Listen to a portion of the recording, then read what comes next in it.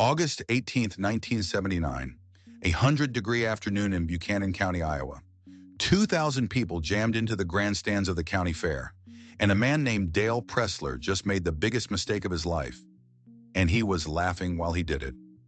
He pointed at his neighbor's tractor, a beat-up, rust-eaten, baling wire-held together 1961 Farmall 560 that hadn't seen a wash bucket in a decade. The red paint had faded to something closer to dried blood. There was a dent in the hood from a hay bale that fell on it back in 1972. The left rear fender was literally wired on, and Dale Pressler stood next to his brand new, straight from the dealership, $45,000 John Deere 4440, the most advanced tractor money could buy in 1979.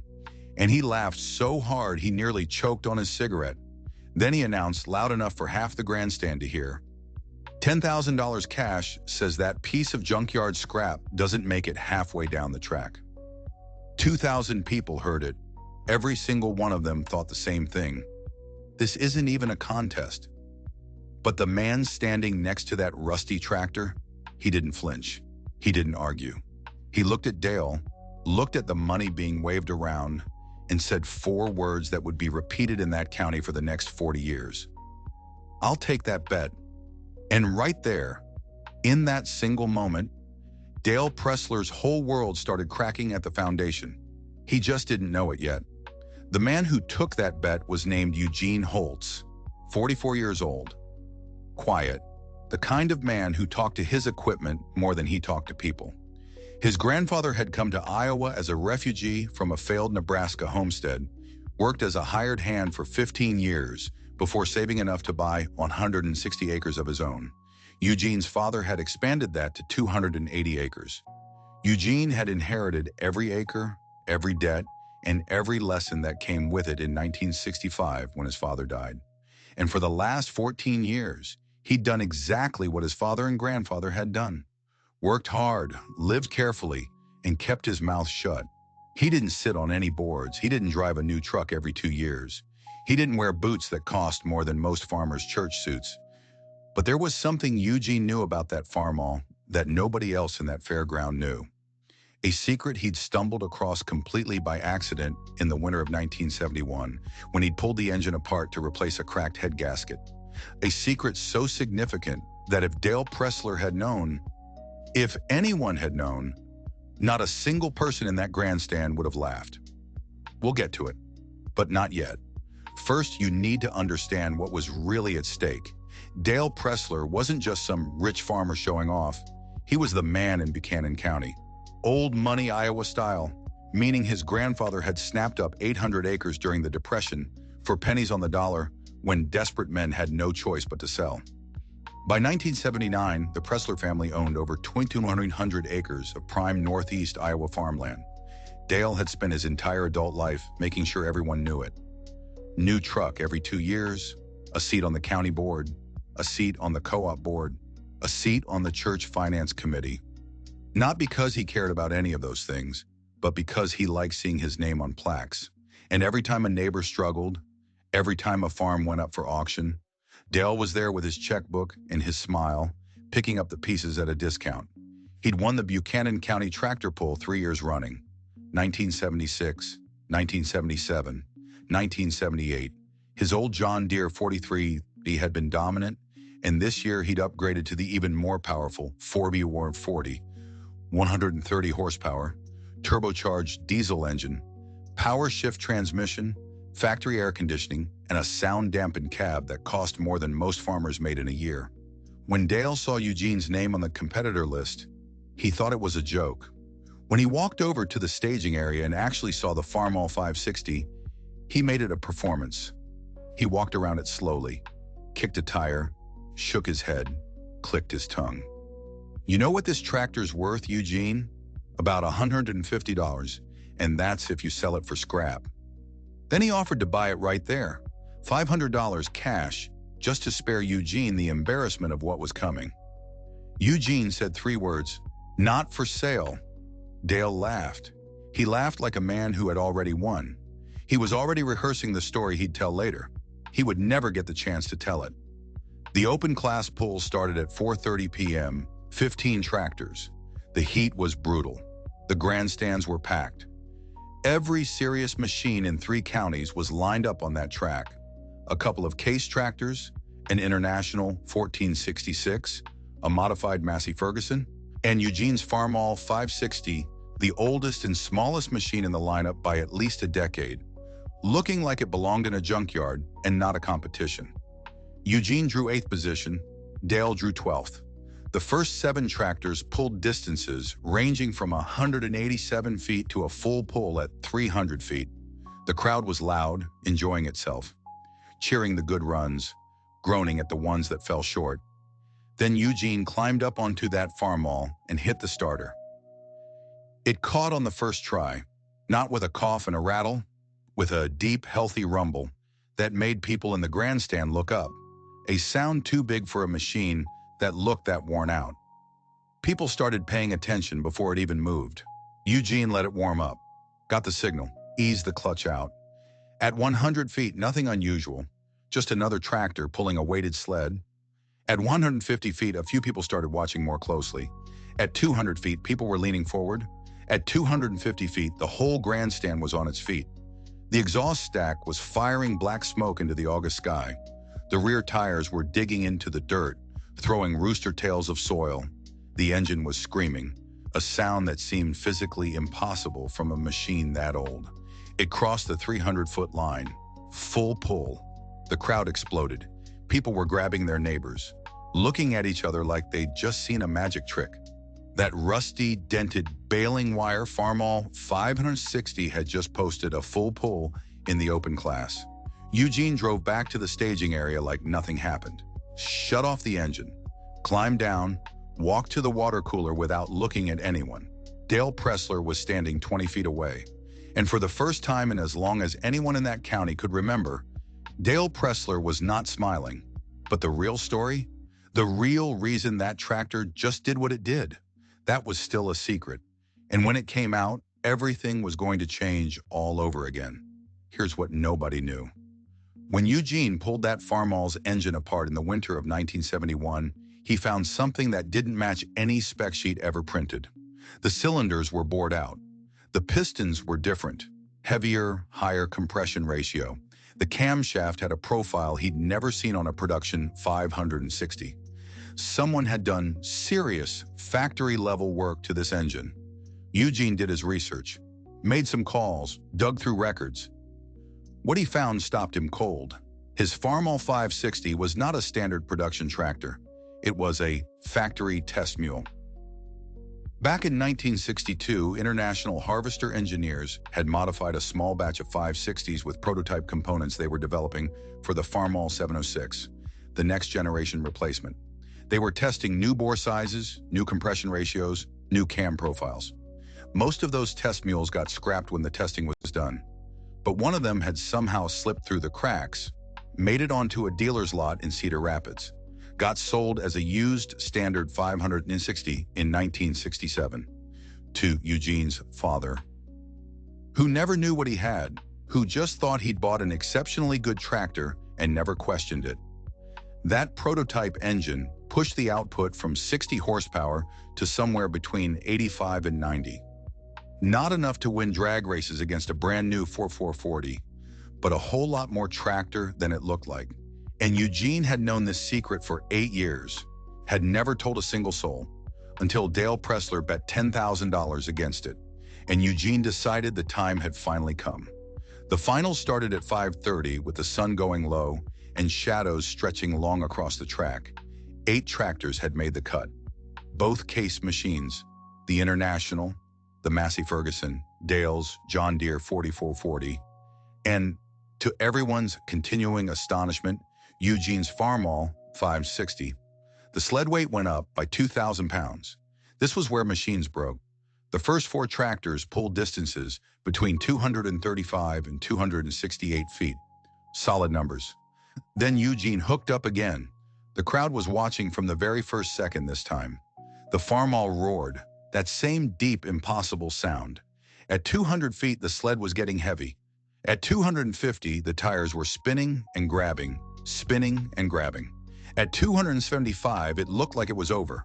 Like physics was finally going to win. But Eugene knew that machine, had been driving it for 17 years, knew exactly how much power was in it, knew exactly when to shift his weight, when to ease off a hair, when to let the tires find grip. He worked it like a conversation. 287 feet. The Farmall finally stopped. Engines screaming, tires smoking. Not a full pull, but 287 feet was the best distance in the finals.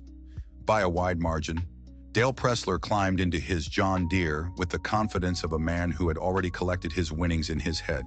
The 4440 started with a smooth, powerful rumble. Nothing like the Farmall's raw scream, but impressive in its own way. Dale was calm, controlled. He'd done this 3 years running. The flag dropped. Dale hit the throttle. The John Deere pulled hard. 100 feet, 150, 200. The crowd was watching, waiting, almost holding its breath. 260 feet, 270. At 278 feet, Dale's rear tires lost traction. He tried to recover, shifted his weight, adjusted the throttle. The sled wasn't moving. 278 feet, 9 feet short. For a full second, not one of those 2,000 people in the grandstand made a sound.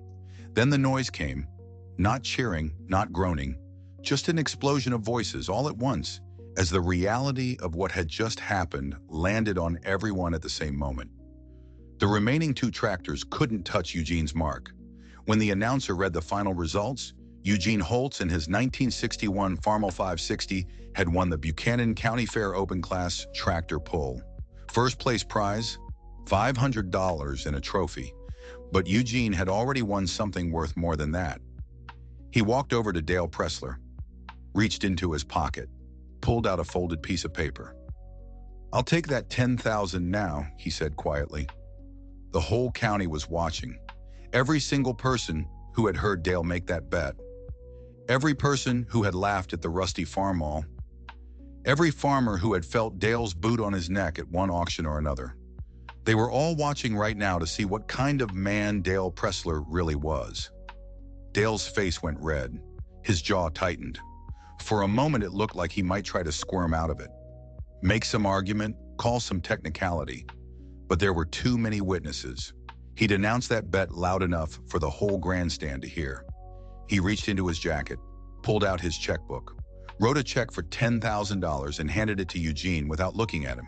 Eugene took it, folded it, put it in his pocket. He didn't smile. He didn't say another word. He turned around, walked back to his tractor, and drove home. That night, Eugene Holtz became a legend in Buchanan County, and Dale Pressler's reputation, the one he'd spent 30 years building, began its long, slow collapse. Think it ends there? It doesn't even come close. Dale didn't take the loss quietly. He couldn't. He'd been humiliated in front of 2,000 people by a man he'd dismissed his whole life. Within a month, he'd become a punchline across 3 counties. "Hey, Dale, you want to bet on that?" People would say it at the diner counter, at co-op meetings, at church suppers, grinning every time. Dale stopped going to the diner, stopped going to the meetings, started spending more time in his office, less time anywhere people might be laughing at him. And then he did the worst thing he possibly could have done. In October 1979, just 2 months after the tractor pull, Dale Pressler bought another 400 acres of farmland, paid top dollar, $2,600 an acre, financed entirely through the bank. When people asked why, he said it was a good investment. But the truth was simpler and sadder. Dale was trying to prove something, trying to show the whole county that he was still the biggest, the richest, the most powerful man in Buchanan County. If he couldn't beat Eugene Holtz on the pull track, he'd beat him in acres owned. It was, in retrospect, the single worst financial decision he could have made. Because 1980 was coming. If you know anything about American agricultural history, you know what happened next. Interest rates climbed into the high teens. Land values collapsed. Grain prices fell through the floor. Farmers who'd borrowed against their land suddenly found themselves underwater, owing more than their operations were worth. It was the worst farm crisis since the Great Depression, and it destroyed thousands of families across the Midwest. Dale Pressler had borrowed against everything, not just for the 400 acres in 1979, but for equipment upgrades, building improvements, years of operating expenses that he'd covered with loans rather than savings. By 1982, he owed the bank nearly $800,000. His collateral was worth maybe half that. Eugene Holtz had zero debt. His father had paid off the last of the family's loans in 1950. Eugene had never borrowed a dime. He lived carefully, spent carefully, saved what he could. When the crisis hit, he tightened his belt and waited. The $10,000 he'd won from Dale Pressler went straight into a savings account. He never spent it. He said later that it never felt like his money. It felt like a lesson he was supposed to keep. By 1985, Dale Pressler was staring down a foreclosure notice. The bank had sent the letters. The lawyers had filed the paperwork. The auction was scheduled for March 15, 1985. Dale tried everything. Refinancing, selling off pieces of the operation, every option he could find. Nothing worked. He was out of road. And then, 3 days before the auction, something happened that nobody in Buchanan County, least of all Dale Pressler, saw coming. Eugene Holtz drove his truck up the long driveway to the Pressler farmhouse, parked next to the equipment shed, walked to the front door. Dale's wife Martha answered. Her eyes were red. She'd been crying on and off for weeks. "Eugene," she said, stunned. He's not seeing anyone right now." "I know," Eugene said. "I'd like to talk to him anyway, just for a minute." Dale was sitting in the living room, staring at the wall. He looked like he'd aged 10 years and 6 months. When he saw Eugene, something moved across his face. Shame, anger, and resignation all tangled together. He didn't get up. "Come to gloat?" he said. "Came to talk." Eugene sat down across from him, took off his cap, and held it in his hands. "I've got a proposition for you. I'll pay off your bank loan. All of it. In exchange, you deed me 600 acres. The original Pressler land, the parcel your grandfather bought." Dale stared at him. "That's half the farm." "I know. That's got to be close to $400,000. $380,000, according to the bank. I talked to them yesterday." The silence in that room was something you could almost feel. Dale's mouth opened, closed, opened again. Finally, one word came out. "Why?" Eugene was quiet for a moment. He looked down at the cap in his hands. "Because my father taught me something. He taught me that a man isn't measured by what he takes. He's measured by what he gives back." He looked up. And because that day at the fair, that $10,000, it was never about the money. It was about respect. You treated me like I was nothing, like my tractor was nothing, like 50 years of my family's work didn't matter because I didn't have a new John Deere. I wanted you to see that you were wrong. That's all I wanted. I didn't want to destroy you. I didn't want your children to lose their home. Dale's eyes were wet. He wiped them with the back of his hand, rough and fast, like he was angry at himself for it. "And if I say yes, if I take your money, what then?" "Then you keep farming. You've got 1,600 acres left, plus the buildings, plus the equipment. That's enough to make a living if you're careful. If you stop trying to be the biggest and start trying to be the smartest." Eugene stood up, put his cap back on. "You've got until tomorrow morning to decide. After that, I'm buying at the auction, and I won't be leaving you anything." He walked out without waiting for an answer. Dale Pressler said yes. The deal closed 3 days before the scheduled auction. Eugene paid the bank $380,000. Dale signed over 600 acres of the land his grandfather had bought during the Depression. The man who had laughed at the junkyard tractor was now in debt to the man who drove it. The man who'd owned 2,200 acres now owned 1,600. The man who'd sat on every board in the county now sat on none. But he still had a farm. His children still had a home. And slowly, quietly, over the years that followed, Dale Pressler began to become a different kind of man. He sold the John Deere 44440 in 1987, bought a used International that was 10 years old but ran fine. He stopped going to the dealership showroom to look at shiny new equipment. He started going to Eugene Holtz's barn instead, to learn how to fix old equipment. The two men never became close friends exactly, but they became something else. Neighbors who respected each other, Men who helped each other during planting and harvest, who nodded at the feed store without any need for words. Then in 1994, 15 years after the tractor pull that changed everything, Dale Pressler suffered a heart attack while working his Northfield. He was 68 years old. Eugene found him. He'd been driving past on his way to town, saw Dale's tractor sitting still in the middle of the field, and went to check. He called the ambulance, sat with Dale in the dirt, and kept him calm until the paramedics came. Dale survived, but the doctor said he couldn't farm anymore. The strain would kill him. A month later, Dale came to Eugene one last time with another proposition. He wanted to sell the remaining 600 acres. He wanted Eugene to buy them. Anyone else would split it up, Dale said. Sell it off piece by piece to the highest bidders. But you'd keep it together. You'd farm it right. Eugene thought about it for 3 days. Then he said yes. He paid a fair price. Not a bargain, not top dollar. Just what the land was worth, acre for acre, no games. And when the papers were signed, he did something that shocked everyone in Buchanan County. He gave 400 acres, free and clear, no payment, no conditions, just a deed, to Dale's oldest son, Michael. Your grandfather built something here, Eugene told him. Your father almost lost it, but that doesn't mean your family has to leave. This land knows your name. What do you think this story is actually about? Is it about tractors? About one factory test mule that secretly had the engine of its successor hidden inside its battered old frame? Is it about money? A $10,000 bet that set an entire life in motion? Is it about the 1980s farm crisis and the men who survived by living without debt? Maybe it's all of those things, but I think it's really about something simpler. It's about what happens when a man mistakes wealth for worth. When he needs to be bigger, richer, louder than the man next door.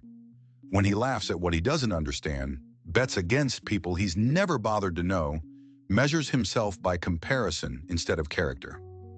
Dale Pressler spent 30 years building himself into the biggest farmer in Buchanan County. And it took one afternoon, one bet, one pull, one loss, to start tearing all of it down. Eugene Holtz never tried to be the biggest anything. He just tried to be good at what he did, careful with what he had, and decent to the people around him. He carried a secret in that tractor's engine for 8 years and never used it to make himself look important. He used it only when it mattered. And even then, only to prove a point, not to destroy a man. Eugene Holtz died in 2012. He was 77 years old. He farmed until he was 75 when his son took over the operation. Dale Pressler had died 18 years earlier, in 1994, just months after that heart attack, but not before the two men had made their peace with each other.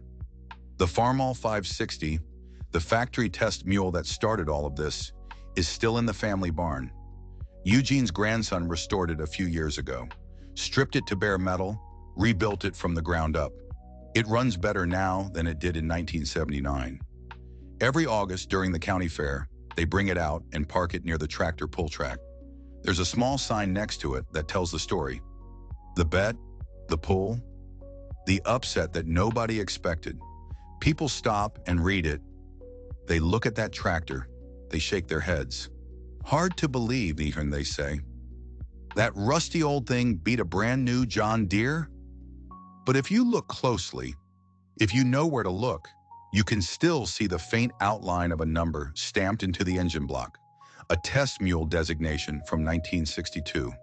The ghost of an engineer who decided to see how much power he could wring out of a machine that already existed. He got enough, more than enough, and 60 years later, that tractor is still teaching the same lesson it taught Dale Pressler on a hot August afternoon in Iowa. Don't laugh at what you don't understand.